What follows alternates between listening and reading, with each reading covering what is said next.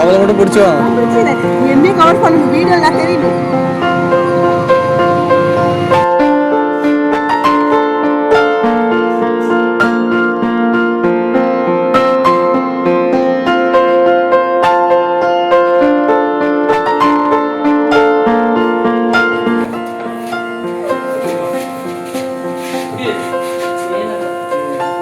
சிலு சிலு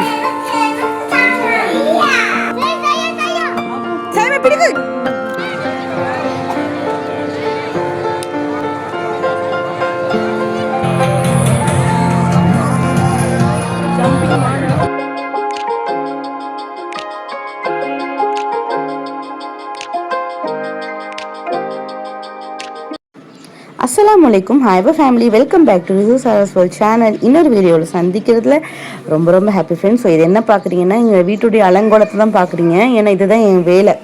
என் பசங்க இந்த டாய்ஸை கொட்டுறதும், நாங்கள் அதை அள்ளி வைக்கிறதும், இதுக்கப்புறம் அதெல்லாம் எடுத்து நீட் பண்ணிவிட்டு நாங்கள் ஒரு சின்ன லஞ்ச் ஒன்று ஏற்பாடு பண்ணியிருந்தோம். அது வந்து நான் சொல்லியிருந்தேன் இல்லையா, என் மூத்த பிள்ளை ஷேகாவுடைய பிரின்ஸிபல் வந்து ஸ்கூல் பிரின்ஸிபல் வந்து வெக்கேஷனுக்காக இந்தியா வந்திருந்தாங்க. ஸோ லாஸ்ட் வீடியோவில் நான் அதை சொல்லியிருந்தேன், அவங்கள போயிட்டு நாங்கள் வெல்கம் பண்ணிட்டு வந்தோம்னு. ஸோ அவங்க வந்து வந்தது வெக்கேஷனுக்காக வந்தது, ஃபுல்லாக வந்து பர்ச்சேஸ் பண்ணணும் அந்த மாதிரி மைண்ட் செட்டில் வந்தாங்க. வந்தவங்களை நாங்கள் எடுத்து இல்லை நீங்கள் லஞ்சுக்கு வந்து தான் ஆகணும்னு சொல்லி லஞ்சுக்கு இன்வைட் பண்ணிட்டோம். ஸோ அவங்களுக்காக தான் இது மட்டன் பிரியாணி, ரைத்தா, கேசரி, வட்லாப்பம், அப்புறம் nuts, fruits, ice cream, cake, dalcha, இது எல்லாமே ரெடி பண்ணி அவங்களுக்காக வெயிட் பண்ணிட்டு இருந்தோம். என் ஹஸ்பண்ட் வந்து வந்ததுலேருந்தே சொல்லிகிட்டே இருந்தார், அவங்கள வந்து லஞ்சுக்கு இன்வைட் பண்ணியே ஆகணும்னு. ஸோ அவங்களும் அதே மாதிரி நல்லபடியாக வந்து லஞ்ச் சாப்பிட்டுட்டு அல்ஹம்துலில்லாஹ்னு கிளம்பிட்டாங்க. ஸோ அதுவே என் ஹஸ்பண்ட் வந்து ரொம்ப ஹாப்பி. அவர் நினச்ச மாதிரி எல்லாம் நல்லபடியாக நடந்துச்சு அப்படின்றது அவருக்கு ஹாப்பி. ஸோ அவங்க வந்து ஒரு 5:30க்கு அந்த மாதிரிலாம் சம்திங் கிளம்பிட்டாங்க. அதுக்கப்புறமேட்டு பட்டாசு வெடிக்கிறதுக்காக கீழே போயிட்டோம். ஏன்னா நான் வந்து ஸ்ரீலங்காவில் இருக்கும்போதே என் மாமனார், அது அவங்க தாதா வந்து பட்டாசு வச்சிருக்கேன் அம்மோ அப்படின்னு வந்தால் வெடிக்கணும் அப்படின்னு சொல்லிகிட்டே இருப்பார் என் பொண்ணுக்கிட்ட. அவருக்கு ஏன்னா என் ஷேகம்மாவுக்கு வந்து பட்டாசுனா ரொம்ப பிடிக்கும், பட்டாசு வெடிக்கிறதுன்னா. அதுக்குன்னே நிறைய ஒரு பேக் ஃபுல்லாக பட்டாசு வாங்கி நிறைய விதமான பட்டாசுலாம் வச்சுருந்தாங்க. ஸோ வந்தால் வெடிக்கணும் அப்படின்ட்டு. அதுக்கப்புறம் என் பொண்ணுங்க 2 பேருமே அழகாக வெடித்தாங்க. அதுக்கப்புறமேட்டு ஒரு 6:30 ஆயிடுச்சு நாங்கள் வந்து வெடிக்கிறதுக்கே. என் பொண்ணு சின்ன பொண்ணு பயப்படுவாங்கன்னு நினச்சேன், ஆனால் அவங்க கொஞ்சம் கூட பயப்படவே இல்லை. என்னமோ என்னமோ சிப்ஸ்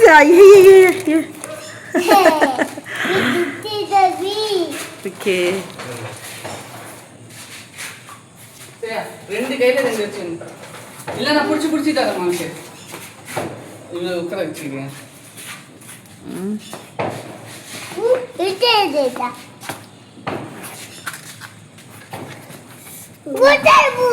சார் முன்னாடிலாம் வந்து ஷேகம்மா வந்து தனியாக வெடிக்கவே மாட்டாங்க. இந்த மாதிரி நிலாக்கூர்னு சொல்லுவோம், இது இருக்குது இல்லையா, அதை கூட கையில் எடுத்து வெடிக்க மாட்டாங்க, ஏன்னா வந்து பயப்படுவாங்க. ஆனால் இப்போ வந்து தனியாக எடுத்து வெடிக்கிற அளவுக்கு வந்து வளர்ந்துட்டாங்க மாஷா அல்லான்னு.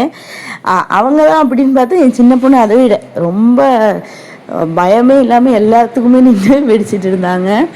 அப்புறமேட்டு இன்னொரு விஷயம், நான் வீடியோ வந்து முந்தா நேற்றுலேருந்து போட ஸ்டார்ட் ஆகிட்டேன். ஸோ போட ஸ்டார்ட் ஆனதுலேருந்தே 2-3 பேர் வந்து கண்டினியூஸாக வந்து சிஸ்டர் நீங்கள் கண்டினியூவாக வீடியோ போடுங்க, லாங் வீடியோ போடுங்க, கண்டினியூவாக போடுங்க அப்படின்லாம் சொல்கிறீங்க.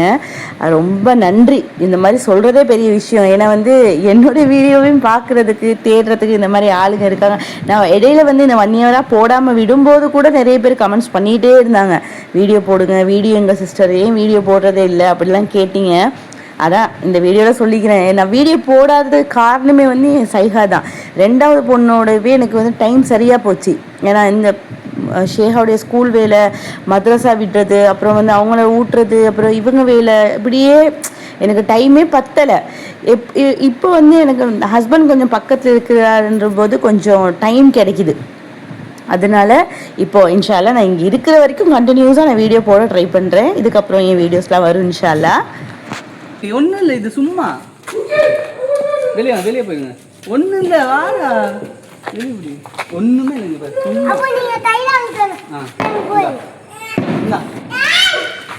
சும்மா பிடிங்க, அவ்வளோதான்.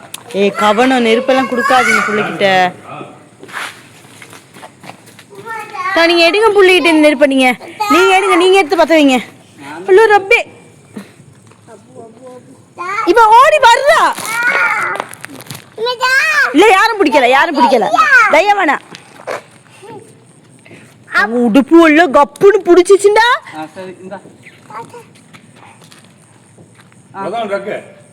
மரம் பத்தும்.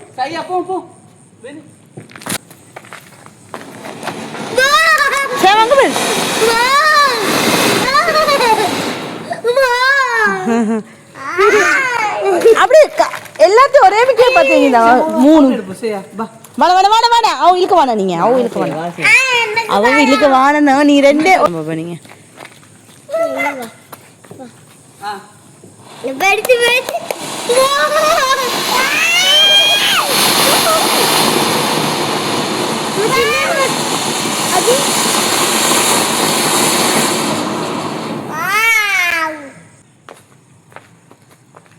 பார்த்து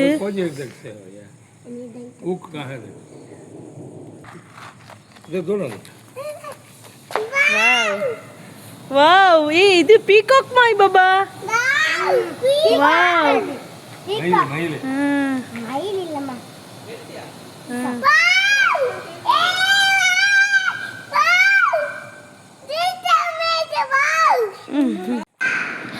ஸோ எனக்கு பிடிச்ச வெடியிலே வந்து அந்த பீகாக் டிசைனில் வெடித்த வெடி தான் எனக்கு ரொம்ப பிடிச்சது. ஸோ பாருங்கள் இந்த பையன் ஒன்றுக்கு வெடி தான் வச்சுருக்காங்க.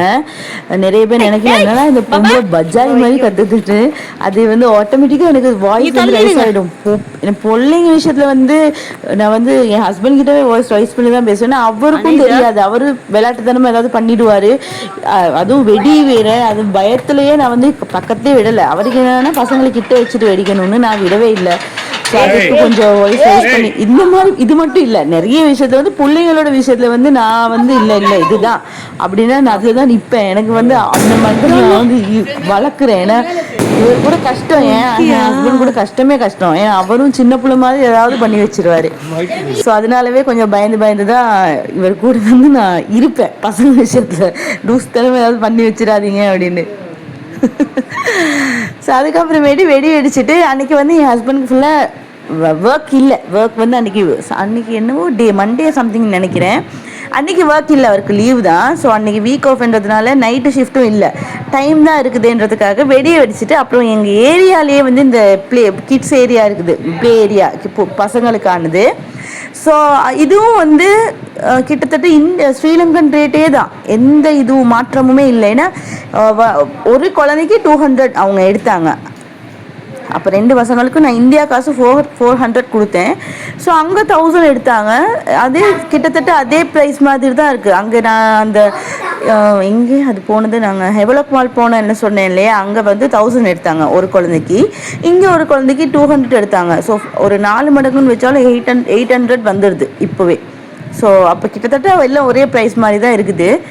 அதுக்கப்புறமேட்டு அங்கே கொஞ்சம் விளையாட வச்சுட்டு நல்லா விளையாடினாங்க, நல்லா என்ஜாய் பண்ணினாங்க. ஆனால் இது வந்து அங்கேயே விட நல்லா இருந்துச்சு இந்த இடம் வந்து. ஏன்னா ஒரு விளையாட்டுன்னு இல்லை, நிறைய பிளேயிங் ஐட்டம்ஸ் இருந்துச்சு. அங்கே வந்து ஜம்பிங், பாலிங், அப்புறமேட்டு அந்த ஸ்லைம் மாதிரி மணல்லாம் போட்டிருந்தாங்க, அதில் வச்சு விளையாட ஷேப் எடுக்கிறது, கிச்சனுக்குன்னு ஒரு செட்டு வச்சுருந்தாங்க. அந்த மாதிரி நிறைய ஐட்டம்ஸ் வந்து வச்சுருந்தாங்க.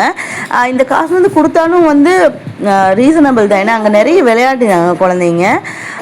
அதுவும் இல்லாமல் ஸ்ரீலங்காவில் வந்து நாங்கள் அந்த மெரினா மால் சிட்டி சென்டர்லாம் போகிறோம் இல்லையா, அங்கே வந்து பேரண்ட்ஸும் உள்ளவே போகணும். 2 இயர்ஸ்க்குள்ளே ஒரு குழந்தைய நாங்கள் விடுறோம்னா ஸோ அதுக்கு தனியாக பேரண்ட் வந்து டிக்கெட் எடுத்து தான் உள்ளே போகணும். ஸோ அப்படி பார்த்தா இங்கே வந்து அப்படி கிடையாது, பேரண்ட்ஸ் வந்து என்ட்ரன்ஸ் ஃப்ரீ தான்.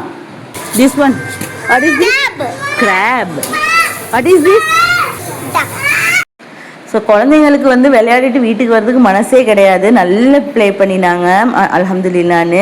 எங்களுடைய டைமும் முடியுது, இப்போ நாங்கள் வீட்டுக்கு கிளம்ப போகிறோம். என் ஹஸ்பண்டுக்கு வந்து அன்றைக்கி வேலை லீவுங்கிறதுனால தான் இவ்வளோ டைம் ஸ்பெண்ட் பண்ண முடிஞ்சுது. என் ஹஸ்பண்ட் கூடவும் ஸ்பெண்ட் பண்ண முடிஞ்சுது, ஹஸ்பண்டுக்கு எங்கள் கூட ஸ்பெண்ட் பண்ண முடிஞ்சுது. இதுவே அவர் நைட் ஷிஃப்ட் போகிறான்னு வைங்களே, 8:30 அவர் வீட்டிலேருந்து கிளம்பணும். ஆனால் 7லேருந்தே பதறுவார், வேலைக்கு போகணும். அதுவே எனக்கு கடுப்பாயிடும். ஸோ அன்றைக்கி லீவுங்கிறதுனால அவ்வளோ நல்லா நிறைய நேரம் வெளியவே சுற்றிட்டு இருந்தோம். ஸோ வீட்டுக்கு வந்துட்டு நாங்களும் ஐஸ்கிரீம் கேக் வந்து ட்ரை பண்ணினோம். ஏன்னா வந்து மத்தியானம் வந்து பிரின்சிபலுக்காக வாங்கி வச்சுருந்தது நல்லா இருந்த மாதிரி தெரிஞ்சுது. அதுக்கப்புறம் நாங்களும் வாங்கி ட்ரை பண்ணினோம். நான் கெஸ் பண்ணது வந்து வீணாக போகலைங்க, ஆனால் நிஜமாவே அந்த ஐஸ்கிரீம் கேக் வந்து சூப்பராக இருந்துச்சு. பார்க்க போகிறோம்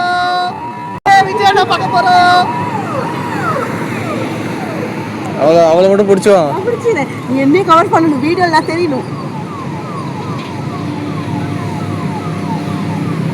ஆனா எந்த காருன்னு தான் தெரியல.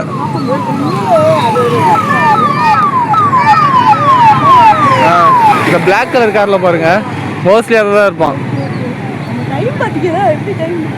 இந்த பிளாக் கலர் கார் தான் நினைக்கிறேன். காலைல வீடியோல அதில் தான் பார்த்தேன்.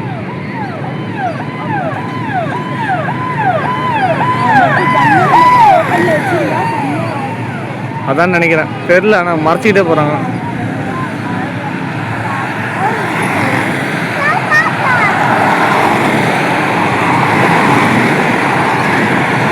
இல்லை இல்லை, இந்த கார் இல்லையே.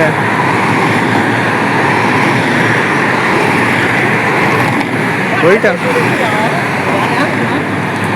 முடிஞ்சு போலையே.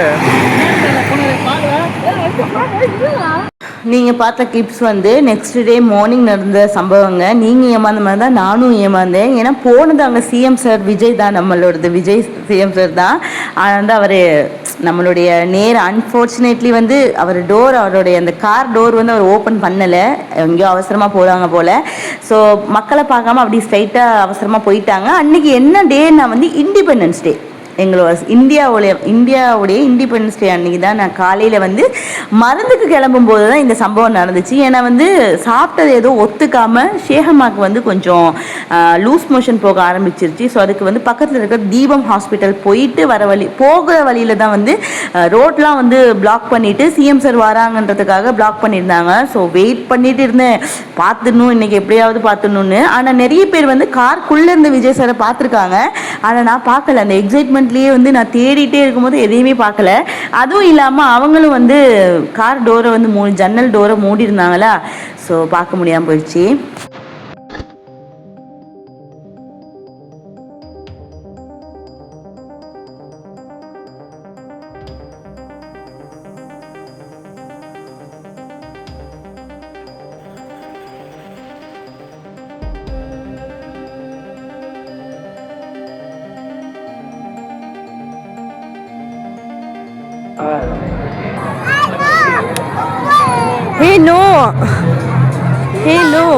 இப்போ நாங்கள் எங்கே இருக்கோம்னு பார்த்தீங்கன்னா மகாபலிபுரத்தில் வந்து கைட் ஷோ வச்சுருக்காங்க. ஸோ அதுக்கு தான் வந்து இண்டிபெண்டன்ஸ் டே வந்து வரதுக்கு ஒரு 2-3 டேஸ் முன்னாடியே வந்து என் ஹஸ்பண்ட் சொல்லிட்டாரு கைட் ஷோ பார்க்க போகணும், குழந்தைங்களை கூட்டிகிட்டு கைட் ஷோ பார்க்க போகணும் அப்படின்னு. ஸோ அதுக்கு 2 டேஸ் பிஃபோரே சொன்னதுனால நான் அப்படியே ரெடியாகியே இருந்தேன். அவர் வந்து ஒர்க் விட்டு வரும்போது, ஏன்னா இண்டிபெண்டன்ஸ் டே அப்போவும் அவருக்கு வேலை தான். ஸோ ஃபர்ஸ்ட் ஷிஃப்ட்ன்றதுனால அவர் ஒரு 3க்குலாம் வந்துடுவார். நாங்களாம் ரெடியாக இருந்தோம், அப்படியே கிளம்பி வந்துட்டோம்.